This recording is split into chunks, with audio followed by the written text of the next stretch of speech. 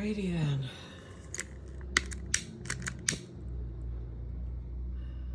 Come on. There we are. Hey everyone, welcome. I'm Michelle, and we are reading the Bible live and getting it done inside the year, but we're doing it in chronological order as best as theologians and all that can determine. So we are in the book of Genesis, and Joseph has just revealed himself to his brothers, and his dad has found out that his son is still alive, so ostensibly he's come back from the dead, because after all this time they really were convinced he was dead.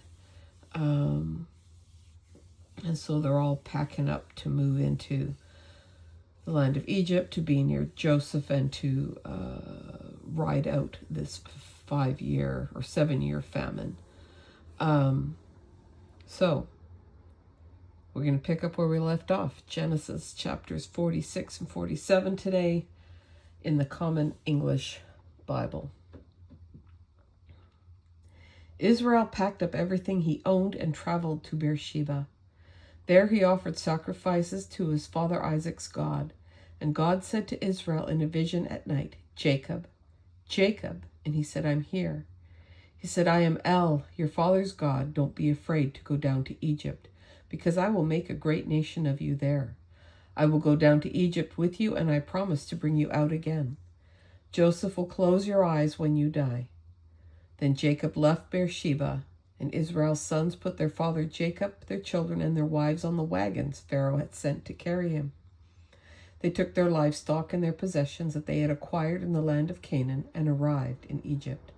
Jacob and all of his children with him, his sons and grandsons, his daughters and his granddaughters, all of his descendants he brought with him to Egypt. These are the names of the Israelites who went to Egypt, including Jacob and his sons. Jacob's oldest son was Reuben, and Reuben's sons were Hanok, Palu, Hezron, and Carmi. Simeon's sons were Jemuel, Jamin, Ohad, Jachin, Zohar, and Shaul, whose mother was a Canaanite. Levi's sons were Gershon, Kohath, and Merari. Judah's sons were Onan, Shelah, Perez, and Zerah. And Onan both died in the land of Canaan. Perez's sons were Hezron and Hamul. Issachar's sons were Tola, Puva, Lob, Iob, and Shimron. Zebulun's sons were Sered, Elon, and Jaleel. These are the sons Leah bore to Jacob in Paddan Aram. Her daughter was Dinah, and all of these persons, including his sons and daughters, totaled 33. Gad's sons were Ziphion, Haggai, Shuni, Ezbon, Eri, Arodi, and Areli. Asher's sons were Imnah, Ishva, Ishvi, Beriah, and their sister Sarah. Beriah's sons were Heber and Malkiel.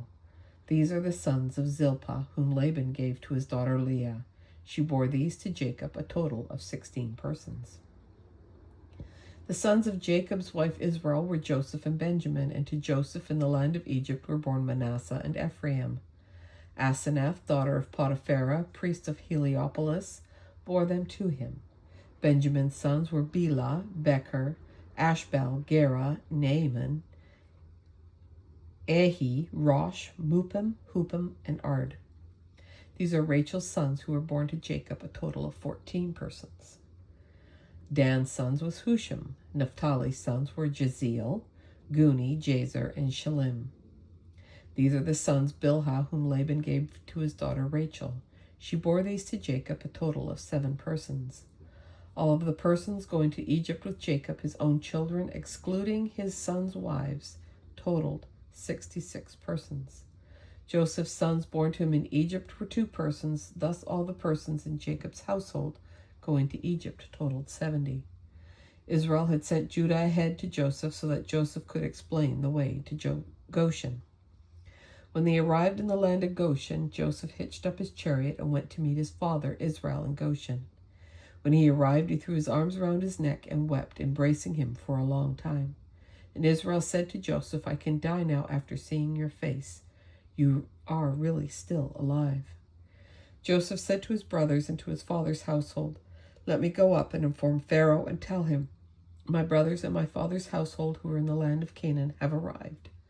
The men are shepherds because they own livestock. They've brought with them their flocks and herds and everything they own.' When Pharaoh summons you and says, 'What do you do?' say, 'Your servants have owned livestock since we were young, both we and our ancestors, so that you will be able to settle in the land of Goshen, since Egyptians think all shepherds are beneath their dignity.'" Joseph went to inform Pharaoh and said, "My father and brothers with their flocks, herds, and everything they own have come from the land of Canaan and are now in the land of Goshen."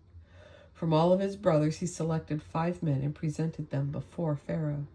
And Pharaoh said to Joseph's brothers, "What do you do?" They said to Pharaoh, "Your servants are shepherds, both we and our ancestors." They continued, "We've come to the land as immigrants because the famine is so severe in the land of Canaan that there are no more pastures for your servants' flocks. Please allow your servants to settle in the land of Goshen." Pharaoh said to Joseph, "Since your father and brothers have arrived, the land of Egypt is available to you. Settle your father and brothers in the land's best location. Let them live in the land of Goshen, and if you know capable men among them, put them in charge of my own livestock." Joseph brought his father Jacob and gave him an audience with Pharaoh, and Jacob blessed Pharaoh, and Pharaoh said to Jacob, "How old are you?" Jacob said to Pharaoh, "I've been a traveler for 130 years. My years have been few and difficult. They don't come close to the years my ancestors lived during their travels." And Jacob blessed Pharaoh and left Pharaoh's presence. Joseph settled his father and brothers and gave them property in the land of Egypt, in the best location in the land of Ramesses, just as Pharaoh had ordered. Joseph provided food for his father, his brothers, and his father's entire household in proportion to the number of children. There was no food in the land because the famine was so severe.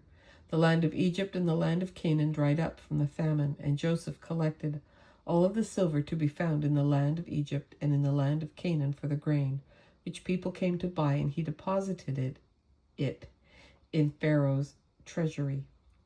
The silver from the land of Egypt and from the land of Canaan had been spent.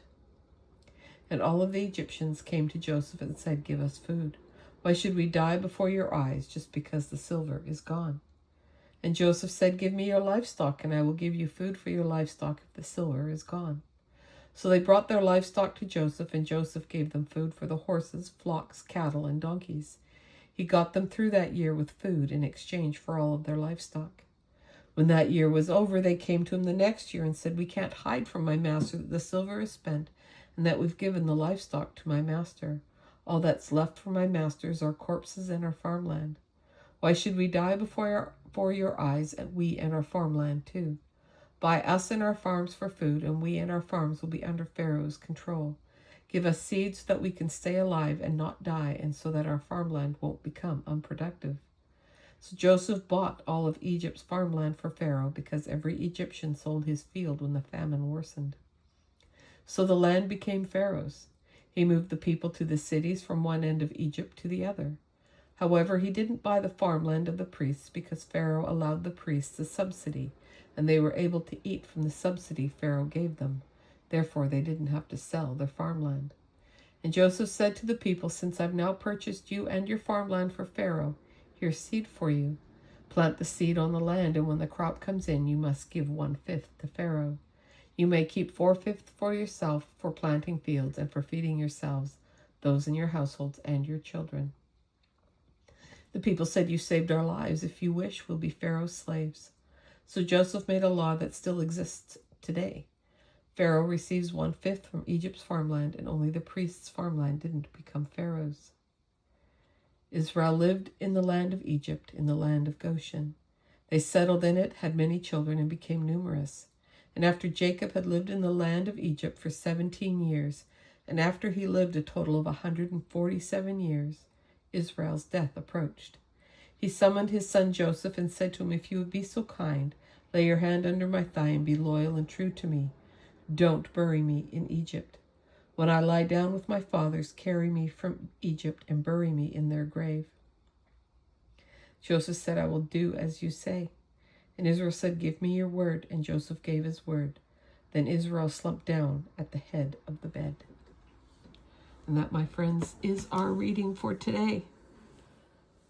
Thanks for hanging with me. I appreciate it. And I hope I'll see you again tomorrow. Take care, and bye for now.